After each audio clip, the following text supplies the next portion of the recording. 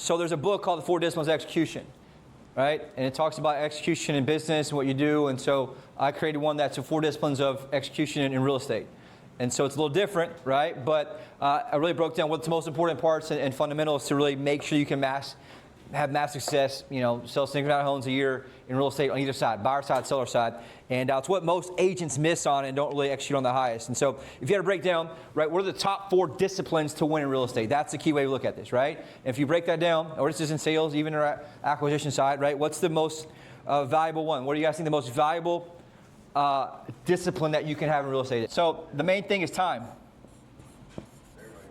Specifically the discipline of time. Where? Time. So I manage my time, I tend to do what? Be more productive. Show up, right? Be more productive and have that part of it. And so the key part here, if I look at and start breaking down the time, by far the most important part of time. Production, what does that mean? My money time, right?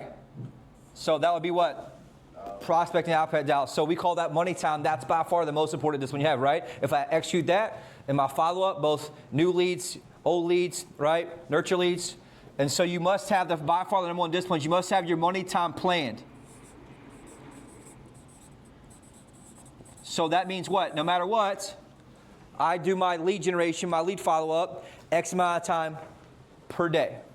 Most people, what? 9 to 11, 9 to 12. I need 2 to 3 hours a day minimum plan. It's hard. It's even hard for me sometimes when I'm doing some reach outs and stuff like that we have, but I must have the money time.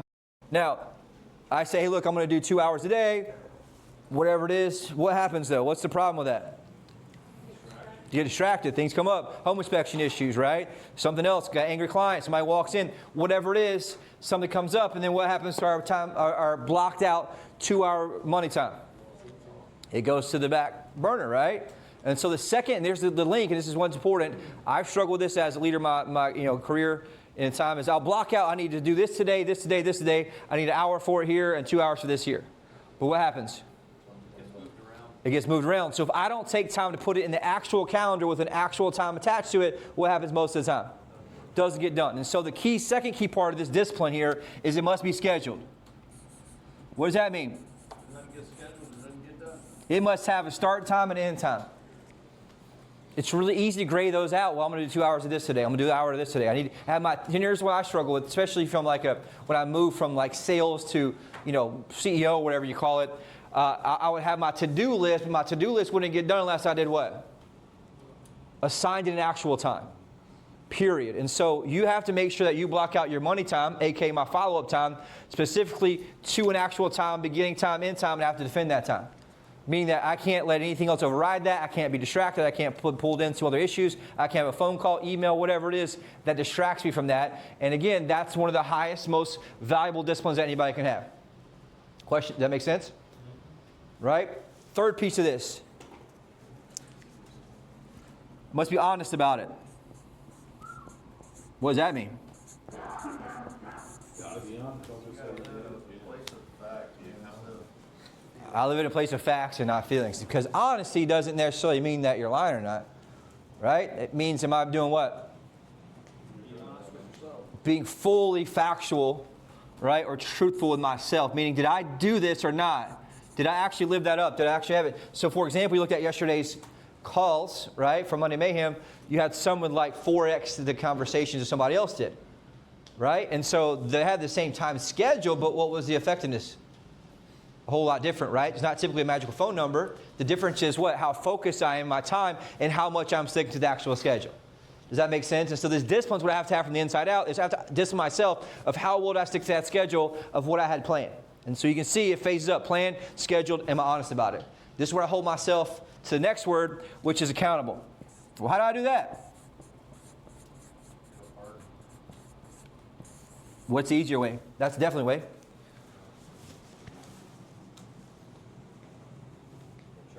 Measure it, right? I must measure it. Well, how do I do that? Well, make sure I have my time plan. And did I hit my scheduled time or not? Yes or no? And then also I have what? A target for what? Dials or convos. Did I hit that? Yes or no? Does that make sense? So for me to be able to make sure I can, why? Because if I don't track my dials per hour, how do I know how many more dials I can make per hour. Does that make sense? So me, one of the things I struggle with in recruiting is my dials per hour. But what's the problem with most people? They get good at this, they kind of get okay with this, but then what happens here? We'll let ourselves off the hook. Well, this comes up, I got this going here, I got this going here. And how do I know that? What's the number one way you know that, Ryan? Dials, what else? Huddle attendance, right? Which is important. This is a great example. So this key part here, what matters consistency. I heard this on a podcast recently. So if I got a guy that comes in, or a lady that comes in and makes 350 dials in a day on, let's say, a Wednesday, and that's the only dials they make for a week. They come in and crush it. They make them one day a week. They come in and make 350 dials. I got another guy or girl that they make 50 dials a day, 5 days a week. Which one's going to win? 50 dials 5 days a week, but that's less dials. Consistency matters. Why? This builds consistency, so overall answer rates are more efficient because I'm calling over a longer period of time, right? A longer period of dates, a longer period of what they're doing. So consistency compounds here. They're always going to outperform this person here versus this person here. This person's making 100 less dials per week, but they're getting much more efficiency and much more results. Why? Because consistency is a secret here, which is why this part matters so much. And so that's where all output's not equal, because I have to have consistency. If I come in and just hammer out one day a week, you're not going to win. Why? Because this business has a long sales cycle. And you got to be able to track people down and nurture people. And so it makes a big difference where I have to have that consistency. Or if I call a person every Wednesday, right, I'm not going to be able to get them on the phone, number one. Number two, I'm not going to be able to build that longer term, deep relationship. Does that make sense? And so that's a key part I want you guys to think about as well. Number two, what do you think the second most important discipline that somebody can have in real estate is? Energy. Why? It's what sells the most. And what do you notice about a lot of people? Some are up some days, some are down some days. Some of y'all come in, you're super, super high, and then you're super, super low. That's why I go check on them. Can you notice your coworkers when they are super low? Yeah, that's why I go check on them. You go check on them, right? If you can notice, think the client notice? 100% of the time, every single time. And so if I can sense somebody's off, their energy's off, and someone's not there, do I want to do business with them? No, the words can be perfect, everything can be perfect, but if I don't have my energy right, they're not going to want to do business with me.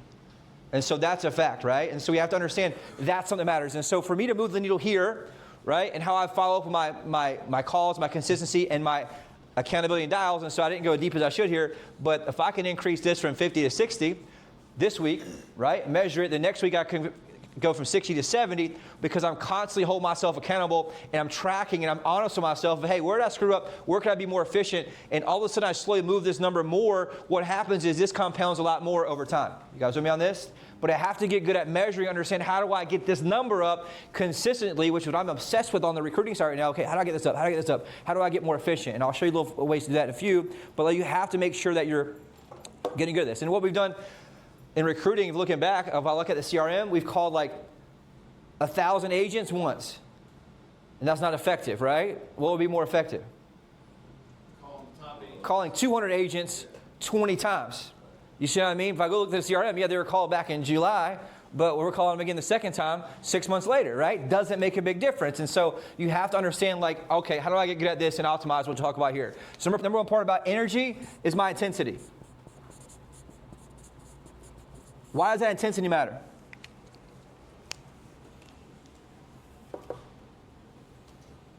People can sense your intensity. Yeah, they can sense to people. You need tenacity and intensity in this business, what makes a big difference, right? We'll talk about that a little bit. I watched a video last night from Ryan Stern here. He talked about just most successful people he's seen in real estate, what they do, and over the years is they just have massive amounts of just tenacity, keep coming back, they just keep going up, keep following up no matter what. They just follow up ruthlessly in terms of what they do, right? But you have to have intensity. You remember how I show it? Well, how do I do that? I have to make sure I protect my energy. But number two, the second part here has got to be purposeful. Purposeful. What does that mean? You're intentional. I have to create the energy. So I do that through Core 4. We've talked about that a million times, right? I have to be very purposeful about how to do it. So I have to go to the gym in the morning, do my stacks, do my mindset, deal with my craziness. For me, I wake up in the mornings, I feel like, man, all hell's breaking loose. Everything's bad. Everything's good. So then I go through a process of asking myself questions and prayer. And all of a sudden, I realize a lot of my stories and I get a more powerful story that serves me and my mental, stamina a little bit better than, obviously, the one I naturally wake up with. But most people naturally don't wake up in a winner's mindset, right? Or a positive mindset. You have to do what? You have to create it. I listened to a podcast last night about this guy, said it about happiness in a similar way. He said he went to Bali. He was having a really tough time in business, really stressed out, and that he was just in a bad place. He just had 2 kids. He rented this giant mansion on the ocean in Bali, and he showed a picture of it, and it was amazing. But he said that he was unhappy. One of the workers on the grounds, their house burned down.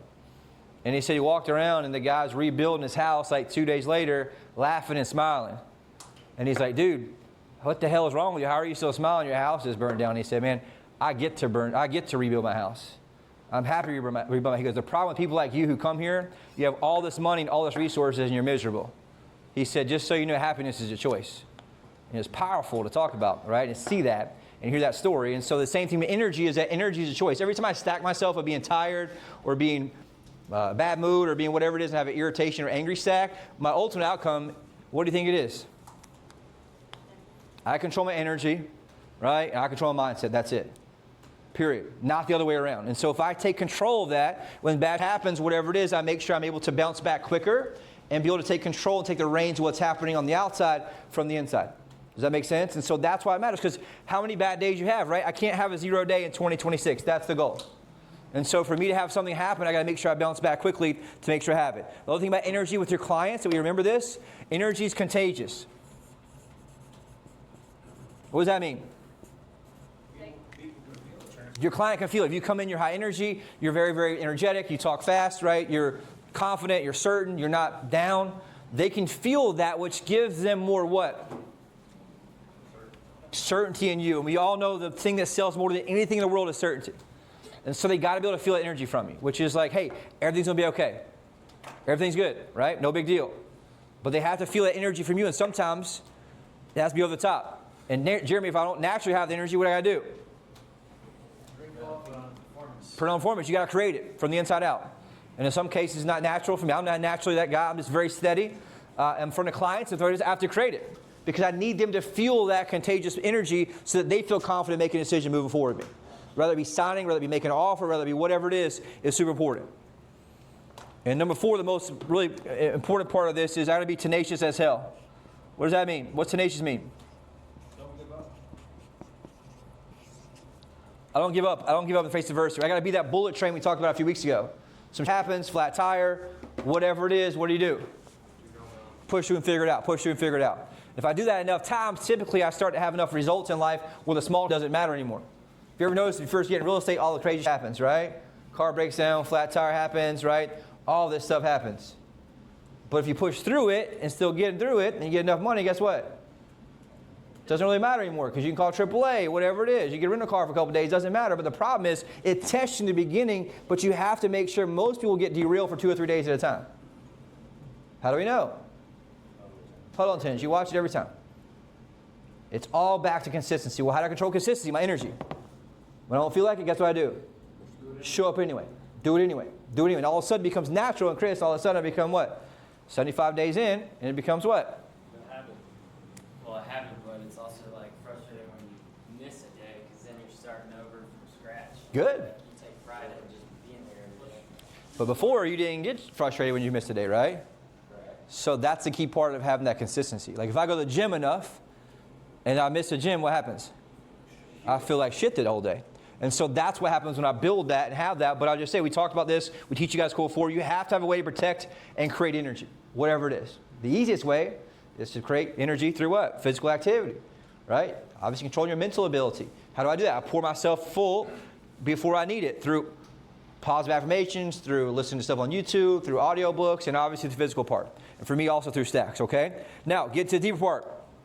The next discipline in conversion, right, comes down to intelligence. What does that mean? No, not yet. Not yet. This is. What's that? Understanding who's in front of you. Yes, database intelligence. Your database is only as good as what? That you put in it. So if I have really notes, what's the value of my database? Right? If I have bad tasks and follow-up plans, what happens? Ryan, when you look through the notes most recently, what'd you notice? There are none. So if I don't have notes and I have 200 people in my bucket and I have no notes about them, how good am I really about database intelligence? Zero. Why does database intelligence matter? You have to build a personal connection rapport, basically. Yeah, that's how you move people, right? How do I do that? Keep notes on. Asking questions. Yes, detailed notes, right? So number one, most important, valuable part of my intelligence, right? Like think about this like intelligence agency, like CIA type stuff, right? What's the CIA do to you every day? Record your, right? Your conversation, your websites, the things you go to, all that stuff. They're being recorded right now. True, right? Now, why is it important to have the database? Number one part of the database. We know there's Database. It's your business brain. It helps you target the lowest hanging fruit. So my database intelligence, meaning how well my notes are, how well my tags are, how well my tasks are, allow to make sure I have the lowest hanging fruit. Everybody in here has massive amounts of money falling through the cracks. In terms of people who missed out, the seller example I gave you guys earlier, where they didn't even get called back with a price. So think about that. I paid $1,000 for that appointment. Joe booked his back off, calling a bunch of people to book it. Agent shows up, doesn't prepare, I guess, evidently, and didn't go through the whole CMA or whatever, and they told him to get right back with him a price and never even called him back. Right? That's a usage, right, an issue here on the back part of that. And so what I want to have in there, number one thing, most important part is their pain. What are they avoiding, right? What are they trying to escape? What's the way to do that? This is just ask, right? Ask. This is true in my phone call. This is also true in the face-to-face. Now, the phone call, you get partial pain. You don't really get the real pain, but you can get an idea what they're trying to escape. Then I get face-to-face. But like, think about when's the last time you really sat down after an appointment and really just dumped it into there? None. I'll check every deal when it closes, and I can't find any pain. So basically, we're just winging it, hoping that someone tackles you to buy some. But if you really understand the pain, you go deep about it, it makes a big, big difference. And so part of how to do that, we talked about, is great notes. This matters. Why? That's what you rely on. You're not going to remember this stuff 6 months At all. 3 months later, 6 months later, 12 months later, the average web lead online converts 18 to 24 months across the country for a buyer web lead. Right?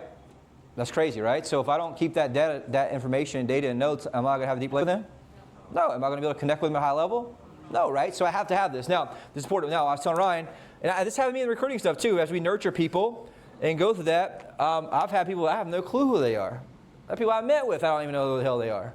I have to look them on Facebook and figure out who they are, right? And so almost all of them have good notes. There's a couple that I was like going back to back to back, and it happened to me. So like I was like, all right. So what I started doing, my new computer, I was telling Ryan, there's 2 ways you can do this. What I started doing before is I had ChatGPT up in one window, and I hit the record button, and what do you think I do? I'd say, hey, keep me notes about this. I had this, and this. Talk about this. This is their pain, there's problems, what happened, boom. And I go through it and just dump all the stuff in the audio, hit the message, and it puts it all in notes and copy and paste it. Super simple. Much faster than typing. Now, with Apple, Mac, right, I was able to take it and have a quick key. I hit Control twice, and it's what's the thing called? Dictation key. I hit it twice, Control. You can set any key you want to, and I just talk to it after every phone call. Hey, he talked around the phone. He's having pain where he's at, right? He tells me his business is really good, but it's actually not really good. He only sold 3 houses the last 12 months, right? Whatever it is, go through all the notes. Booked an appointment for Wednesday at 2 o'clock. And then I stop it, copy and paste it. And actually, if it's in the CRM, I just hit save. That's it. So you guys want to probably put the dictation form in there. If I have my earbuds on and I'm doing my computer, I can do it the same exact way. Do you do it on phone? Yeah, but so if I'm in my CRM though, I just basically hit Control twice. I just tell the button to have it in my box where my notes are, and I just hit save everything, and it saves my whole conversation. Is it perfect text? No, but it doesn't matter. Why? Because I got to make sure I get the detailed notes in there, right? 99%. Yeah, it's pretty close. So we want to make sure we're using this optimized the way we can. And code, that's the key part, right? So I want to make sure I'm having great notes. If you guys do anything from this, take from the day, our notes are really, we got to get much better. On the seller side too. They're going to listing appointments for 2 hours and they have 1 line of notes. How are you going to be able to convert them in the long run? If they're listed with somebody else, when's it expire? What was their biggest frustration with the current agent? What's their showings been like? So now I can call back and say, hey, Jeremy, last time I talked to you, you only had 2 showings in 4 months, and you're very frustrated your agent hadn't called you. Have they called you lately? No. Okay, when's it expire? So it looks like you told me it expires on February 1st. Is that correct? Cool. Well, guess what? Let's get back together so we can get you listed on February 1st. That's why notes matter, so I have this. And so the one thing I want you guys to understand and take from this is you have to have this mindset of deep, not wide. What does that mean? Deep, not wide. Write down the important stuff. Better, yeah. I want to go deep with my clients. So I want to make sure I have the ability to identify, organize, and follow up. I have the ability to identify, organize, and follow up. And so what does that mean? Identify what it is, organize them into like a group, probably. Yep, I have some way to be able to organize who's my A buyers, who's my B buyers, who's my A sellers, my B sellers, right? Who's ready to go. And I have my cadence set up to follow up with them in alignment with what they are actually doing. What is after organize? Identify, organize. Follow up. Yep, identify, organize, and follow up. And the last piece of intelligence that gets missed the most, and I'll say one of the best people I've ever seen do this is Jeremy, right? Because you have to, a certain point is you have to have what set up, Jeremy? To-dos for everyone. To-dos and tasks. I have actual tasks, meaning log a phone call, and the phone call tells you what it is. And that takes 2 seconds, but it's much better than having to regenerate a lead or have them fall through the cracks. And then, what's your rule about to-dos, Jeremy? Not finish the day until the to-dos are finished. I don't finish the day until they're finished, right? I stay, no matter what it is, I get them done. Now, that goes back to I have to live in a place of being what? Honest myself, to let myself off the hook at 5 o'clock, and I have 3 or 4 or 5 to-dos left, then what happens the next day? I let myself off the hook again, and so I have no real integrity in terms of how I'm doing this. But it's so important. And I interviewed this guy last week, and he was super frustrated. I think he sold like 12 or 13 homes last year, different brokerage, no real support, no anything. And I really dug down. I said, man, if you had to put it in words, like he goes, man, I feel like I'm just going an inch deep and a mile wide. I'm showing 50, 60 houses, but I'm not getting anything under contract. And I said, funny you say that, right? Why do you think it is? You guys have been here. Why do you think that's happening? No structure. He didn't know what he was doing. He doesn't know his clients. He doesn't know the pain of the clients. How do I get clients to make a move? I understand their pain. I have deep intelligence in the client so I can go back and I meet them a month later. Chris, last time we talked, you have this problem, this problem, this problem, this problem. Is that still the case? Yes. So what I do, I take him back to that pain point of where he's at so I can get more what? Leverage on them, and that's what I'm able to do in that. And then obviously I want to be able to, like Paige nailed it, set the intention for them of here's what's going to happen, here's what the guidelines are, here's what the deadlines are. And so I'm resetting that with them. But I can't reset clear intentions and clear deadlines unless I have good what? Intelligence. Most of the time when you meet with clients 2 or 3 months later, you're trying to remember shit instead of having. So if I'm trying to remember the previous conversation, how certain am I in my energy? Not very certain, right? Because I can't remember exactly what the conversation said. I can't remember if the same people or not. I can't remember if this actual problem they said it was or not, right? So I've done this before. So I know it actually happens, right? The key part is I got to make sure that I'm logging the actual deep pain and I have access to it. We have good intentions. This is where agents screw up the most. This is where all your leverage is at. You can do a lot less phone calls, a lot less showings, a lot less listing appointments, a lot less listing follow-up if I understand this at a high level. Does it make sense? Because this is where conversion is made at. And if I ask, hey, look, last time we said your son, was doing this in soccer, and all of a sudden they're thinking, wow, they actually remember my kid's name and all this stuff. That's what really matters. And so I make my next call, what do I do? Reference my previous call, my database intelligence, so that I have more what with them? Rapport and connection. Because most agents are lazy. They don't put the notes in, so guess what they can't have? Deep rapport. It's not that much different. It's just, here's everybody else. All you got to do is just a little more. The problem is it's very hard for a lot of agents to do a little more. Okay? Very, very important thing to look at and understand there with that. Last one here. Somebody said earlier, what do you think it is? My ability to influence.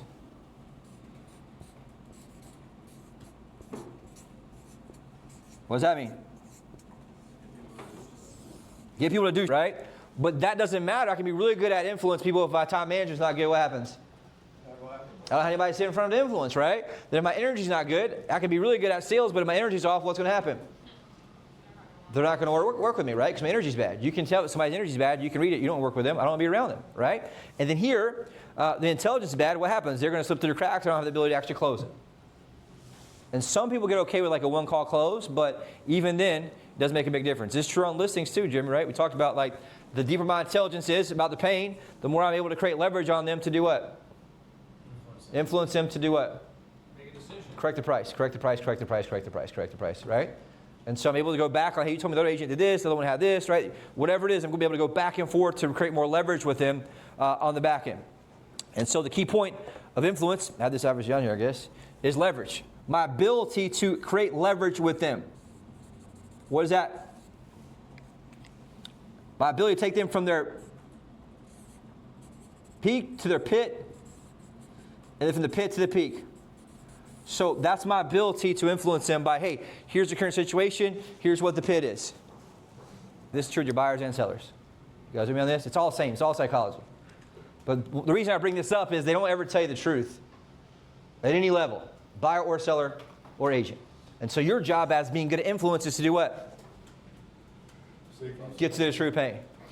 Right? That's the most important part. And so how do I do that? Well, I got to have good leadership. Leadership of who? The client. So that's a discipline. What's the first way to do that? Number one is lead it. Right? Be it. So how do I do that? Well, I do these things here. Make sure I have my time plan. Make sure I have it scheduled. Make sure I'm honest and accountable about it because it gives me certainty. I'm personal about my energy, right? My disciplines, which allow me to make sure I have good data. That allows me to do what? Lead them from a place of certainty. You guys see how all this adds up? Right? It's very strategic in how that works because this allows me, number two, I got to make sure I'm studying it. Well, how's that? I'm studying that through sales closing, Grant Cardone, objection handling, things like that. And this influence, I was thinking even this morning about some of our biggest struggles. What do you guys think the single biggest point of leverage for our entire sales organization? What's the one thing that would move the entire needle more than anything else? Yep, and then what? Mastering objections, mastering objections, mastering objections, mastering objections. On the phones for buyers, on the phones for sellers. Face-to-face for the buyers, face-to-face for the sellers. Right? If we just master objections to a different level, even the same thing, right? Look at 1 week versus 1 week. What was the first week conversion of appointments? 13%? 14%. The second week was what? 29. So that's a what? Almost, that's more than doubled results week versus week by just doing what? Asking for the appointment. So think about that. What else can you do where you double your output? Just close better, which comes down to what? Influence, right? And that's my ability to overcome objections. For us, if I figure out where we're getting killed the most, it's objections. For buyer side, it's on the phones, which is the appointments. The seller side is face-to-face. And the conversion of the appointment and pricing, and then obviously get them down on the pricing on the back end. That's the main thing too. Same thing on the buyer side. I was on a podcast Saturday, not podcast, a live webinar Saturday with this guy is doing, and I know him pretty well. He's from California. But he was talking about when he was an agent, he has a team now. He said every house he showed, he asked them to make an offer. It's crazy. I was like, he closed them in every house. He said, you guys want to make an offer on this? He basically closed them in every single house. He's like, people don't agree with it, but it worked. He sold a ton of houses. So if you think about it, like what do most people do? They don't ask at all, anything. So I'd rather piss them off and just ask every house than not ask at all. And so there's a big gap of that part, right? And thankfully we have that process we take him through. He literally asked every single house. And he sold a ton of property. He was the number one agent individually there for a while. Then he opened a team. The team did really well. And he literally asked every single person that he showed a house to if they wanted to make an offer on that house, which is a great example, right? And so where can I have more influence and close more, which makes a big difference? And so the third part is understanding psychology. How do I do that? How do I do that?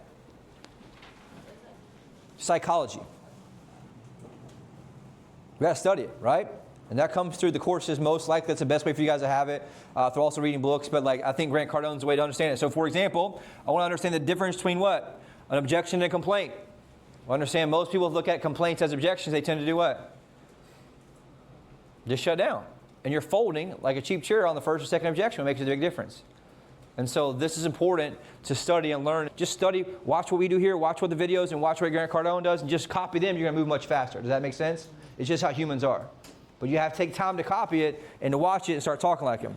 And then the last part here we talked about before, that's the skill set piece. What skill set in reference to this you mean? Sales IQ, which is what? Closing. Specifically, trial closes, actual closes, and objections. What's a trial close example? Give me an example of trial close. Give me a trial close. Does this make sense to you? Is this something that'll benefit you? Yes, this makes sense to you. This is something that benefits you. How does it compare to what you saw before? How does it compare to the other agent, right? Whatever it is makes a big difference. The close, what's an example of a close? My last question. Yeah, it could be basically for, when's a good time to sit down 5-10 minutes, take down exactly what you're looking for, right? That's a good one there. Obviously, you have face-to-face, which is what?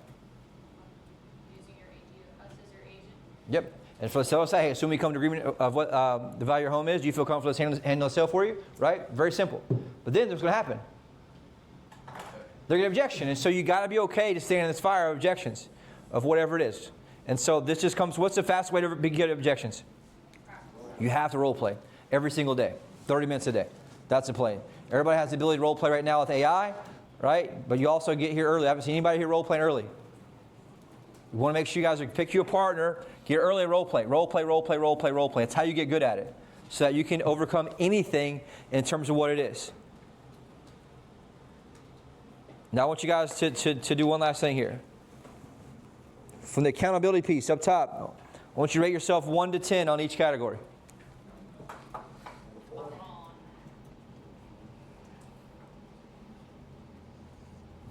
1 to 10 here, 1 to 10 here, 1 to 10 here. And if you want to, you can pick each one. But if I would do is I pick your strongest and your weakest, circle them, and rate yourself 1 to 10. Your strongest and your weakest, rank yourself 1 to 10. Your strongest, your weakest, rank yourself 1 to 10. Your strongest, your weakest, rank yourself 1 to 10. And then, what you want to start doing, obviously, is what? Moving that number up. Figuring out where do I need to come up with this more. Where do I need to make sure I can get this up? Makes a big difference.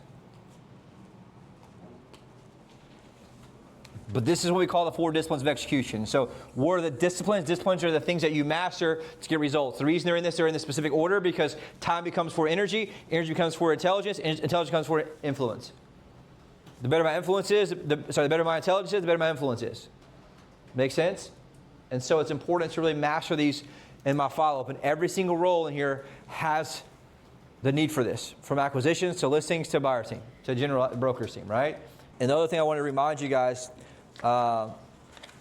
is just to make sure you go back and study some of those objections. You all have access to that document, but like, who can handle the objection to have an agent? I would be surprised if you didn't have an agent. Yep, keep going. Yeah. Tell I have an agent. Yeah, I'd be surprised if you didn't have an agent. There's around 6,000 agents here in the Myrtle Beach area. Hey, honestly, I'd be surprised if you didn't have an agent. There's over 6,000 agents just in Myrtle Beach alone. I'd imagine when you buy a car, you don't just look at one single dealership, right? So what am I doing there? You guys said this is one of the problems you get. Hey, I already have an agent. And if you combat them too much, they tend to shut down, right? It's just an easy way around that, which I want to bring it back up. And so they say, I imagine you buy a car, you don't just look at one single dealership, right? And what do they say? They say yes, right? And they can pretty much only say one. So let me ask you this. When you buy something big, you at least do some market research. That's what they say, only looked at one dealership. They say, yeah, I only go to one dealership. The last car I bought went straight to Hyundai, bought the one in the lot. Cool, no problem. When you do something big, you at least do some market research. Is that right? And they say, yeah. Now imagine if you're buying your largest asset, your house, even bigger than the car, and you only looked at one dealership, right? You certainly want to see your options. Is that correct? And then when they say, yes. Yeah, and if I know his name, Tim, you'd be open-minded to a second opinion, wouldn't you? Or you can word it the other way. Hey, Tim, would you at least be open to a second opinion? That's how you get them, right? Same thing as seller side. I already picked another agent, no problem, right? When you buy a car, you probably go search at more than one dealership. Is that correct? It's super simple to run through. It brings certainty and confidence. And I like it a lot because it's not abrasive. It's not argumentative. And this really makes sense for them. And now they can think, oh, yeah, it does make sense to look at 2 different dealerships. It makes sense to have 2 different agents to talk to. And then when I get face to face, what do? I use our process to make the other agent. I don't talk bad about them or anything. I just say, hey, look, here's what we do, here's what they do. Which one's better? Make sense?